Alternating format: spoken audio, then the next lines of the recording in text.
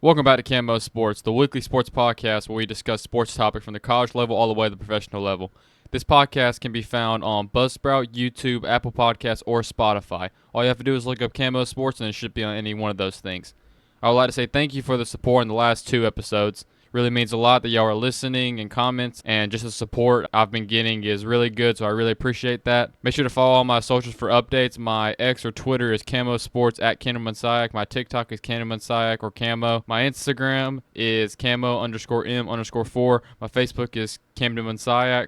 If you don't mind, go ahead and give this video a like and subscribe and share with a friend or a family member. Now for the topics we're going to be covering today, we're going to be talking about the conference championship and my breakdown and reaction towards those. And at the very end, we're going to be discussing the big question: is Mahomes the GOAT if he three-peats? First, we're going to start off with the NFC championship game. The final score ended up being 55-23, with the Eagles winning over the Commanders. My score prediction was 31-24 coming into the game. So I obviously did not think the game would be this lopsided at all. I didn't think it would be this high scoring, especially from the Eagles' part, but, you get some things wrong sometimes. I would like to first admit that I was very wrong about 2 certain individuals. One being Nick Sirianni, and the other one being Jalen Hurts. Now, are my criticisms still correct? Yes, but I did not give them enough credit because both of them are just winners, and they win. I absolutely hate Nick Sirianni. All his antics he does, he yells at fans, he's a glorified cheerleader, and I'm really questioning what he even does for the team because, I don't think he has much input on the offense or the defense in my opinion, just from what I've seen. But, he embraces Philadelphia. I don't need to go over their fans. If you're around the NFL, you know their fans are a little rowdy, and that's exactly what Nick Sirianni is, and he's literally just another one of the Philadelphia Eagles fan base. He just so happens to coach the team and has a headset. But he has 2 Super Bowl appearances in the last 3 years, which is incredible, and he's never missed the playoffs as a head coach. So I criticized him a lot last episode, but the team rallies behind him, and they play for him, and they just win. Now, Howie Roseman has put insanely talented teams around him. So is it just Nick Sirianni in his coaching? Absolutely not. It is a big part of he is blessed to have some of the most talented rosters of the last several years. But Nick Sirianni is a big part of the team, so I do have to give him credit for that. And then next, Jalen Hurts. He absolutely showed out during this game. He was 20 for 28, 246 yards passing, 1 touchdown, had a QBR of 72.3, which is not very good. And then he also added 3 rushing touchdowns. I think 2 of them were the brotherly shove, but I think one of them was just a straight-up rushing touchdown. I could be wrong on that. I can't remember exactly. Now, he did miss throws, and he does hold the ball too long, which that was the major criticism I have for him. But he is a proven winner from his college career, winning national championships, or just getting to the national championship, or taking Oklahoma to the playoff. He's just a winner. He made big-time throws, and he gets his shot at the Chiefs again in the Super Bowl. But he proved me wrong in some ways, but yet again, like I said for Nick Sirianni, it's very hard to be terrible in this offense with how stacked it is and how Howie Roseman has given Jalen Hurts everything. He has the MVP, in my opinion, in Saquon Barkley, best running back in the league, has the best O-line in the league, top 8 for sure receiver in A.J. Brown, maybe top 5, and probably the best receiver 2 in the league in Devontae Smith. Not even to mention the defense is the best in the league right now. So everything's just perfect for him. I'm not trying to take credit away from him, but a bunch of quarterbacks are looking really good in this system. So it's a little bit of both, but he definitely proved me wrong in some aspects. One person who didn't prove me wrong was Saquon Barkley. Like I've said for about 3 weeks now or so, Saquon Barkley's the MVP. I think they should absolutely give it to him. I know it's a quarterback award nowadays, but he would have broke the rushing record, and just his impact he's had on this Eagles team is just extraordinary. And he's single-handedly saving a position, by the way, because if Saquon Barkley wasn't doing what he's doing, no one would pay running backs. No, the NFL will continue just to not pay running backs, but now that Saquon Barkley's doing that, teams are going to be realized, the running back position is actually valuable. But during this game, he had 15 carries, he had 118 yards, he averaged 8 yards a carry, and he had 3 touchdowns. Just go look at the very first play the Eagles ran on offense. Explain to me how that turns into a touchdown. I mean, there's like three dudes just right there, and Saquon Barkley just makes all of them miss in the very first play from scrimmage and takes it 60 yards. Like, he's just incredible. His first two carries were touchdowns. Like, that just doesn't happen. And he probably would have ran for 200 yards, and he probably would have scored 5 touchdowns during this game.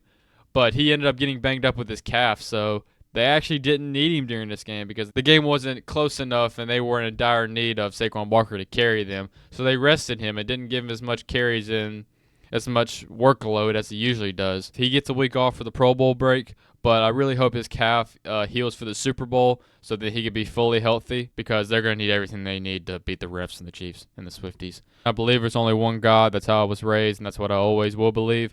But I also believe there are sports gods out there somewhere, and we need to be thanking them right now that Saquon Barkley is out of New York and not with the Giants anymore, so his career wouldn't have been wasted, and we finally get to see what Saquon Barkley should have been his entire NFL career, and the Giants not paying them. I mean, that's a discussion for a whole nother day. That's just terrible for paying Daniel Jones and not Saquon Barkley. I mean, come on.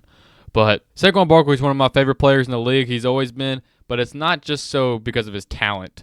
My favorite thing about Saquon Barkley, he's just a great human being. I mean, when Will Shipley takes off, he runs for, 60 yards at the end of the game, which how did he get caught, by the way? But when he ran for 60 yards, nobody was happier than Saquon Barkley. He had the biggest smile on his face, and when he scored the touchdown, he literally ran onto the field and started celebrating with him. Like, he's more excited for his teammates than for himself. If you remember, during the regular season, Nick Sirianni came up to him and told him that against the Giants, he was a few yards away from breaking his record for most yards in a game. And he said, no, I want to let the young guys eat. He wants the younger guys and he wants the backups to get their time too. He's just a great human being. And people like that deserves the success and the praise he's getting right now because he treats and plays the game like it's supposed to be. And because of Saquon Barkley and the threat that he provides running the ball, A.J. Brown, Dallas Goedert, and Devontae Smith were able to eat because the Commanders had to stack the box and they had to stop the run first. That caused man coverage and one-on-one coverage, and all those people I just named, they're just too good to be covered one-on-one. I mean, A.J. Brown had 6 receptions for 96 yards and a touchdown. He finally stopped reading books on the sideline and decided to catch a ball. But Dallas Goedert had 7 receptions for 85 yards, and Devontae Smith had 4 receptions for 45 yards. And the Eagles' O-line was dominant, even throughout injuries. Landon Dickerson stepped in at center because Cam Jurgens' back was tightening up or something like that. And then Landon Dickerson ended up getting hurt, so then Cam Jurgens had to go back at center. So there was just a lot of pieces that they had to figure out how to work with, but the O-line was still solid. They were still dominant as they usually are. They had some miscues with protection. Part of that was on Jalen Hurts, but part of that was also on the offensive line, just having so many changes and being different from what they're used to. And then the Eagles' defense, full of Georgia Bulldogs, is best in the league, and they absolutely proved it. I mean, Zach Bond, he's in the race for Defensive Player of the Year after being on the Saints and being only a special teams guy. I mean, probably the steal of the offseason. Actually, not probably. He is the steal of the offseason. He had 12 tackles. Cooper DeJean and Quinyon Mitchell, both rookies that they drafted this year, and they flashed on my screen a good bit of times, and they were just all over the field making plays. Quinyon Mitchell ended up getting interception, and by the way, had a hilarious Madden celebration. If you didn't see that one, it was amazing. But those are just great picks, and I mean, most people knew they were going to be great NFL players, but Howie Roseman somehow did it again, and he got steals in the draft, which the biggest part why the Eagles collapsed last year was because of their secondary. And then they go in the draft and they get the 2 best corners, and they're both in contention for Defensive Rookie of the Year, which is insane. But the Georgia Bulldog players showed out as well. Nolan Smith and Jordan Davis both had sacks. Nolan Smith has been on fire this postseason, by the way.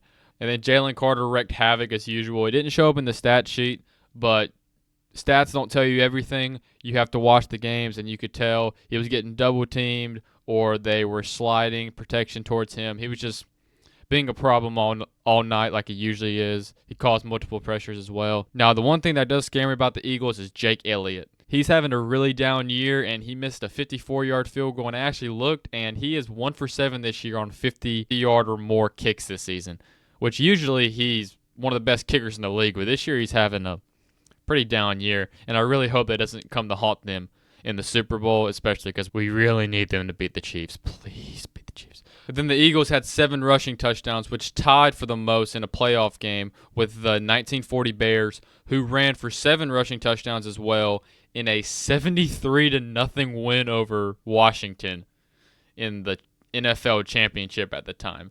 73-0. What was happening back then? But anyway. And then the Eagles scored 55 points, which was the most in a playoff game since the Jaguars in the year 2000. And then it was the second most in a playoff game for Eagles history behind their game against the Lions, where they scored 58 points since 1995. But the biggest turning point in this game, and the reason why it wasn't as close as I thought it would be, was the turnovers. The Eagles forced 4 turnovers, which they've caused a lot of fumbles this year, but I didn't think they would cause this many fumbles. I mean, they caused 3 fumbles this game, and they also had a pick at the end of the game with Quinyon Mitchell. And then the Eagles never turned the ball over, so it's going to take an absolute miracle for you to win a game if the turnover ratio is 4-0. Just something crazy has to happen. But I was still impressed by Jaden Daniels. He played really good. He was calm in the pocket like he always is. He's playing well beyond his years, and he's not going anywhere. Trust me on that. Beside that one pick, which he had to take a chance because obviously the game was slowly coming to an end, so you got to take some risk. But he was 29 for 48 with 255 yards, a touchdown, obviously a pick, and a QBR of 83.2, which was higher than Jalen Hurts. And then he had 6 carries for 48 yards and a touchdown. That one rushing touchdown was insane. But he definitely didn't play like a rookie, and he played really well and well enough to win this game, but his defense just completely fell apart. Deron Payne not being out there really hurt the Commanders, especially in the run game. And Jaden Daniels was getting the ball to the right guys. I mean, he gave the ball to Terry McLaurin early in that game, and he had 3 receptions for 51 yards and obviously that long touchdown run, but then the Eagles kind of shut him down after that. And then Zach Ertz, I swear he's like 50 years old, but he had 11 receptions for 104 yards. But besides them two, Austin Eckler, Jeremy McNichols, and Brown, they just kept fumbling and just completely changed the outcome of this game. And when you fumble that many times, you're just not going to win. The Commanders were just too inexperienced, and they're too young at this point. I mean, they got new ownership, a new GM, a new head coach, a new quarterback. Like, it's incredible that they even got this far. That's just unheard of for a team to go this far with all the new changes. And yes, I am mad that Dan Quinn is carrying teams like this, and we're stuck with Raheem Morris. But that's a conversation for another day.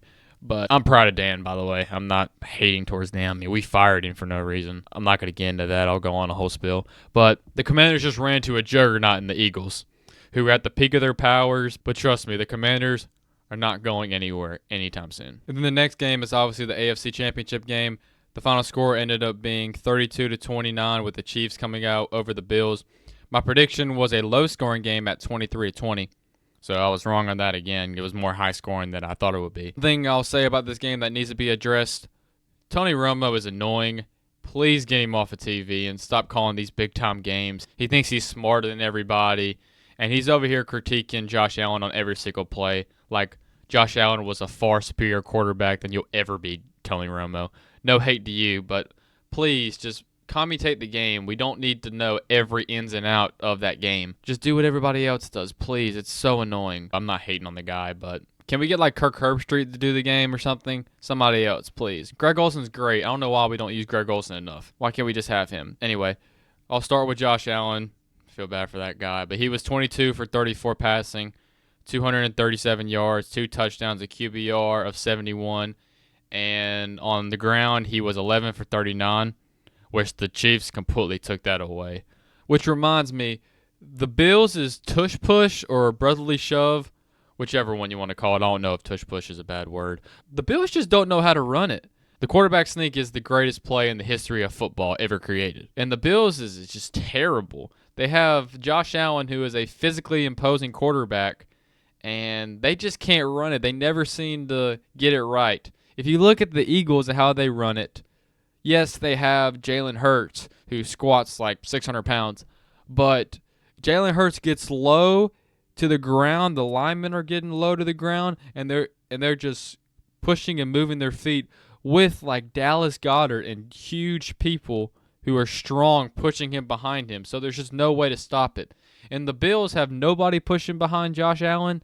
And then Josh Allen never just goes straight there. He always seems to just, okay, there's nobody there. I'm going to go over there. But no, just go straight. That's all you have to do, and you'll get there, I promise. And if the Bills do have somebody pushing him back there, it's like a small running back who weighs less than 200 pounds. Like, watch the Eagles do it. They have perfected it, and it's a weapon towards their team. Just copy them exactly how they do it. I mean, until they make that play illegal, just do it like them. But anyway, like I said about Josh Allen last episode, no one's doing more with less than what he's doing. It's actually incredible that they're even this far, and it just goes to show you how great of a quarterback Josh Allen is. And because of his lack of talent on his roster, he's going to win MVP. Even though I don't agree, I think the MVP should be Saquon Barkley, but they're going to give it to a quarterback because it's a quarterback award nowadays. So it's between Lamar Jackson and Josh Allen, and Lamar Jackson has the stats, but if we're just talking about who's been more valuable to your team, it's going to be Josh Allen. And yes, I know it's a regular season award, but in the back of every voter's head, they're going to be like, he beat you head-to-head in the playoffs. So Josh Allen's going to get that nod. Even though that's not how you're supposed to do it, that's just the reality of the situation. But James Cook played really, really good. Also a former Georgia Bulldog, by the way. He had 13 carries for 85 yards, 2 touchdowns, and in the passing game, he had 3 receptions for 49 yards. And his touchdown run was absolutely impressive, how he took air and got the ball over the goal line. That was really good. The only thing I'll critique about him is I wish he didn't let his dreads hang so long because people are tackling him like that. And I think his dreads actually fell off one play during the season. So I wish he would just tuck those. I don't know why he doesn't. And like I said, these are not highly touted players, but Josh Allen just makes it work. I mean, Matt Collins, who dressed up as like an animal before the game or something like that, it was just weird, had 3 receptions for 73 yards and a touchdown. Shakir had 6 receptions for 46 yards. Amari Cooper, who hasn't done anything for them all season, and the Bills should let him walk in free agency probably, had 4 receptions for 33 yards. Dalton Kincaid, who dropped the 4th down, which, how did Josh Allen make that throw? Oh my gosh, he put it right in your hands and you dropped it. But he only had 2 receptions for 13 yards. Keon Coleman only had 1 reception for 12 yards, and Dawson Knox only had 1 reception for 7 yards, and Curtis Samuel had 1 reception for 4 yards and a touchdown. That's just not that impressive a roster, and it just goes to credit Josh Allen for just carrying this roster completely. But in reality, the way we judge quarterbacks is what you do on the biggest stage, and Josh Allen is 0-4 against Mahomes now, which sucks for him because he's played to the same level as Mahomes almost every time. Mahomes has outplayed him slightly, but it hasn't been by a huge margin. It's not like Josh Allen has choked or anything. But he also doesn't have the help that Mahomes has, because Mahomes coming into the league was blessed to be drafted by an organization who puts everything around him that he needs. He was blessed with Andy Reid, who's one of the greatest coaches and offensive masterminds we've ever seen. Steve Spagnuolo, who's also one of the best defensive masterminds we've ever seen. He was blessed with Travis Kelce and Tyreek Hill from the get-go. Even when Tyreek Hill left, he still had Travis Kelce. So, I mean, if Josh Allen was drafted by the Chiefs, would he have the success that Mahomes is having? No, because I think Mahomes is better. But he'd be doing the close to the same thing that Mahomes is doing, because all of those riches that Mahomes has just came into the league and was just blessed with. But Josh Allen is the only reason this team works, and he put them in a situation to win. It just didn't happen. And the Bills have now, in their 4 attempts to beat the Chiefs, have tried literally every possible formula to win. They've tried to just outscore the Chiefs in that thriller, and Mahomes goes down the field in 13 seconds. Then they said they were going to try to out-talent them across the board. Mahomes still beat them. And then they said they were going to try to play ball control football, and they were just not going to turn the ball over. Still didn't beat them. So I don't know what the Bills can do. I mean, they've tried literally everything at this point. Like during this game, the Bills never turned the ball over either during this game, and the Chiefs did, and Mahomes fumbled. But yet again, like I repeatedly say, you can never bet against Mahomes. You can never bet against Andy Reid. You can never bet against Steve Spagnuolo, and you can never bet against Travis Kelce. If those 4 people are in the picture, you can't bet against them. You definitely can't bet against them with Mahomes studying some ancient witchcraft and voodoo magic, because every single thing goes his way. Every single 50-50 call goes their way. Every time they have a mistake, like Mahomes fumbled early in the game, and there was immediately a flag, and just everything seems to go their way. Now, I'm not going to mention the referees, even though, yes, that was a first down by Josh Allen, and Xavier Worthy caught it off the ground. But that's just an excuse, and we're denying the greatness that we're seeing right before our very eyes. And the greatness that we're seeing is the Mahomes era, and Mahomes is doing exactly what Michael Jordan did, who's the GOAT of basketball, by the way. I'm not going to hear that from LeBron fans. Mahomes is doing exactly what Michael Jordan did to so many great players in the 90s. Players like Charles Barkley, Karl Malone, John Stockton, Patrick Ewing, Reggie Miller, the list can go on and on. Dominique Wilkins for our Hawks fans. What all of them have in common? They don't have championships. Why? Because the GOAT of their sport happened to play when exactly the exact time that they played. Michael Jordan ruined legacies for these greats that I just named. And if Charles Barkley won a championship, he would have been looked at way differently. If Karl Malone, if John Stockton, if they finally were able to get over the hump, their legacies would have been changed forever. But Jordan prevented them because he's just the GOAT. And that's exactly what Mahomes is doing. If you look at the NFL today, quarterbacks like Josh Allen, Lamar Jackson, Joe Burrow, even though Joe Burrow did beat him, but he still doesn't have a Super Bowl. C.J. Stroud, to a lesser degree. He's not those three. But Mahomes is just keeping them from winning. Josh Allen and Lamar Jackson especially are two of the best quarterbacks we've ever seen in NFL history. And Mahomes is just ruining their legacies forever because they can't capture a Super Bowl because they can't beat the guy. Mahomes has essentially turned Josh Allen into Dan Marino or Phillip Rivers. And Josh Allen hasn't choked in the playoffs. Now, Lamar Jackson, on the other hand, Lamar Jackson's comparison I made is James Harden because we can go over his playoff performances and it's like James Harden did and just choked in the playoffs multiple occasions.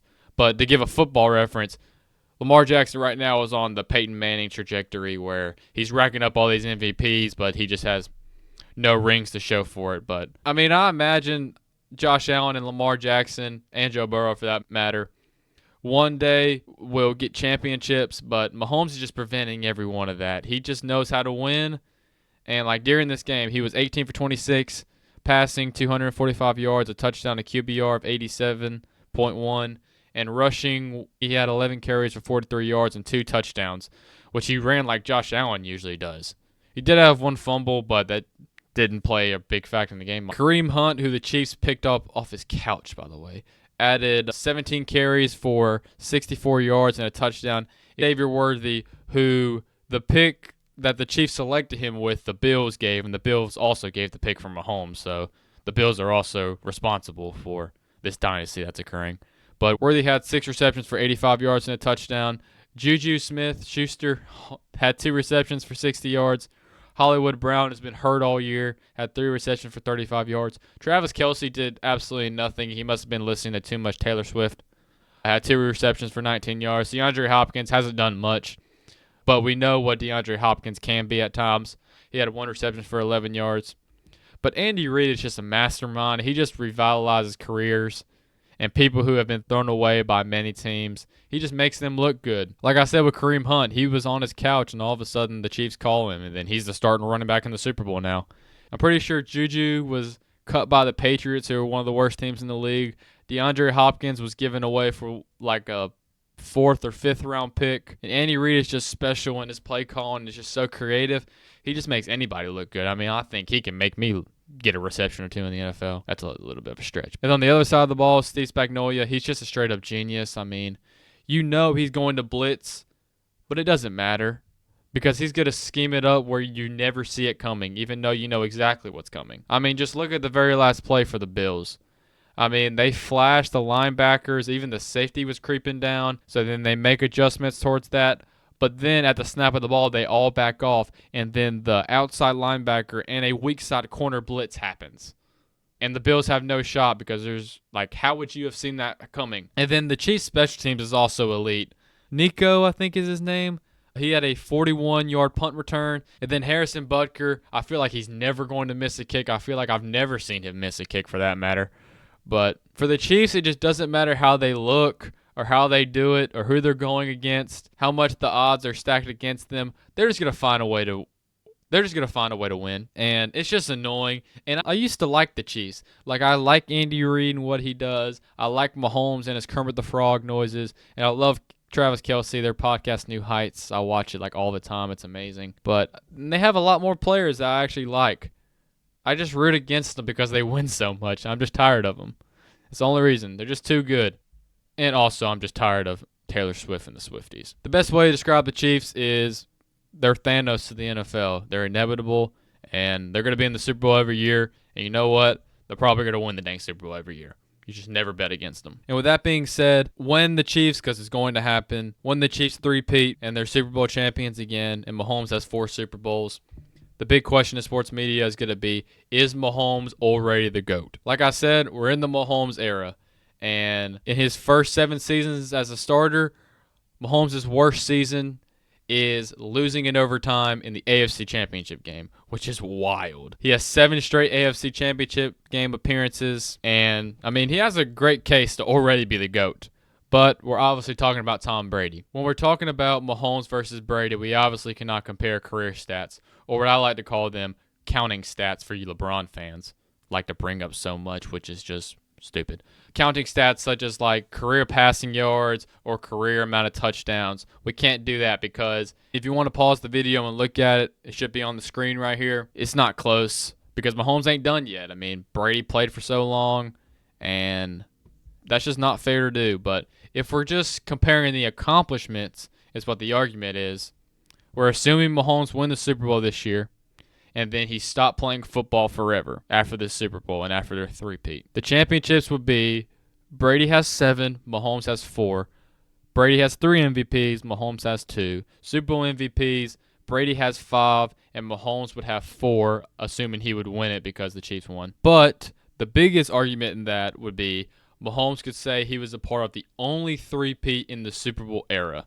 And the worst season was an AFC Championship game appearance, which is mind-boggling that they could even win 3 in a row with such great NFL teams and quarterbacks. That's just impossibly great. But in a lot of people's eyes, he would be the GOAT. I mean, he has a legit case like I just brought out there. But, unfortunately, not mine. He wouldn't be the GOAT already. And here's a big reason why. Head-to-head. Brady is 2-0 against Mahomes when it matters. In the AFC Championship game, Mahomes' first year, and in the Super Bowl. And sure, you can say Dee Ford went off sides, and Mahomes' defense sucks his first year, and Mahomes balled out for sure. Don't get me wrong. And then in the Super Bowl, Mahomes' offensive line was hurt. He was running for his life, and he still managed to keep them in the game for most of that game, and that was just incredible on his part, some of the throws he was making. But the bottom line is they played each other, and Mahomes lost both times, which when we're talking about the greatest, those things come into play. And when Brady beat him, in my opinion, he wasn't even in his prime anymore. And Mahomes was great. I mean, the first go-around in the AFC Championship game when Brady was on the Patriots, he was coming off of a 50-touchdown season and winning MVP. And then the second go-around, he was part of one of the most electrifying offenses, which they call it the Legion of Zoom. But he lost to Brady both times. And also, Tom Brady's body of work as a career, he's just the GOAT, man. And I'm a Tom Brady hater. I'm obviously a Falcons fan, and I'll never forget 28-3. But his body of work and his career, it's just better if Mahomes were to stop playing football, which obviously he's not going to. So can we officially crown him as the GOAT if he wins? No. Now, I will agree with you if you say Mahomes is the BOAT. Not the GOAT, the BOAT already, which stands for best of all time. Because if we're just talking about eye test, and you go back and watch Brady, and you go back and watch Mahomes, I think it's blatantly obvious who is better. I mean, many people believe Tom Brady's not the best of all time. They say Aaron Rodgers is the greatest thrower of the football. Some people may say Peyton Manning. Some people may say Joe Montana looked better. Old heads might say Dan Marino looked the best. But none of them are greater than Brady, of course, because of his career accomplishments and all that. But I do agree Mahomes is the best we've ever seen. but relax on the greatest one. That's not a conversation yet. We got to wait till Mahomes is set and done with his career. Now, since Mahomes is not done and he's not going to stop anytime soon, let's compare his first 7 years with Brady's first 7 years as starters.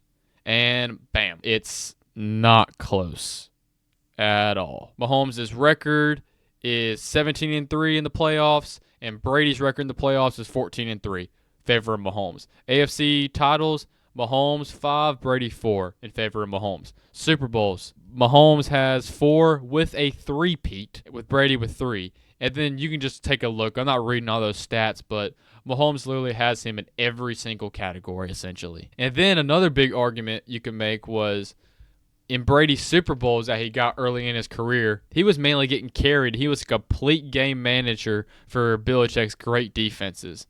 And you could say for Mahomes, at least one of his Super Bowls, he was the driving force, and his defense wasn't great at all for the most part. And during Mahomes' last 3 Super Bowl, his three-peat, their offenses weren't really highly explosive offensive teams, but if you just look at the pure numbers, they did what they had to do. And in the first 7 years, Mahomes is crushing Brady. Has far surpassed him in the first few years. That's not even debatable or something we can even discuss. Now, the question is, what does Mahomes have to do to catch Tom Brady as the GOAT, in my opinion? I think he has to win at least 5 to be in this conversation. And even at 5 Super Bowls, at the rate it's going, it may be hard to argue because in the recent Super Bowls, offense haven't been the driving force. You can argue the driving forces of those teams have been the defense, where Mahomes is just playing ball control, and Mahomes is almost being like a game manager type. The reason why I was originally like, oh my gosh, he's better than Brady from what I've seen, was because he was going up and down the field with explosive offenses, and his defense was just along for the ride, and Brady was more of a game manager for most of those, if not all of his early Super Bowls. I'm not taking away from Tom Brady's legacy. That's just the facts. But as of late, Mahomes just heavily relied on his defense, and the offensive have been lackluster. And the Chiefs' defense and Steve Spagnuolo have had to bail out Patrick Mahomes because they can't score many points at all. I mean, go look at last year's AFC Championship game. The defense was amazing, and the game was still at least close because the offense just couldn't do much. But the overarching thing that he's never going to get over is Brady is 2-0 against him, which in a bunch of people's eyes, that's going to be a big thing to overcome. So Mahomes probably has to win another MVP. He probably has to win 5 or 6. Plus, in some of those Super Bowls, he has to look like the driving force, and he has to look like, oh, he's the absolute reason why they're winning Super Bowls, which some people can question in some of his other Super Bowls. But he also may have to win one without Andy Reid and probably one without Travis Kelce, because some people would argue, oh, he's just doing this because Andy Reid is such a great coach, because that's what they said about Brady. And then Brady had to go to Tampa Bay and win one without Belichick. And then the security blanket that Travis Kelce is, some people will argue, yeah, if he didn't have Kelce, he wouldn't be this, this, and this. But can he do it? Absolutely, 100%. Do I think he's going to eclipse Brady at some point?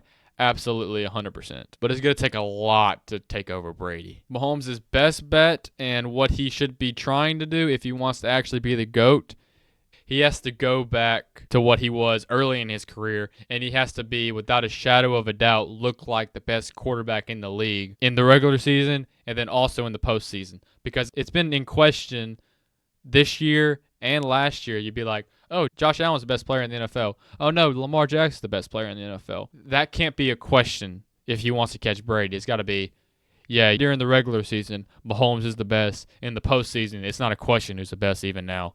But I can go further into detail on this debate when Mahomes' career is over. But that's just my thoughts on if he wins it this year. I don't think he would be the GOAT already, but I think he's on the GOAT pace. He's destroying Brady from what he's done so far, and it's still going to take a lot to catch Brady, but I think we are watching the future GOAT of this sport, and maybe in all sports, but that's a discussion for another day. And that's going to be the end of this episode. Next episode is going to be a good one because there's obviously no NFL games. So I'm going to be answering a big question in sports right now. What is wrong with the NBA and what are possible ways to fix it? So be in tune for that. Be sure to give your feedback and opinions in the comment section below if you're watching this on YouTube or on my social media. If you enjoyed, if you don't mind, if you watch this on YouTube, like I said, give it a like and subscribe and share this with a friend or family. Be sure to follow my social media for updates, anything that's going on. My X or Twitter is Camo Sports or at Camo Monsayak. My TikTok is Camo Monsayak or Camo. My Instagram is Camo_M_4. My Facebook is Camo Monsayak. Thank you all for listening, and I will see y'all next week on a great episode. I would not want to miss it. I'm going to say it every episode. Falcons, please sign Jameis Winston. I need his interviews, please. Bye.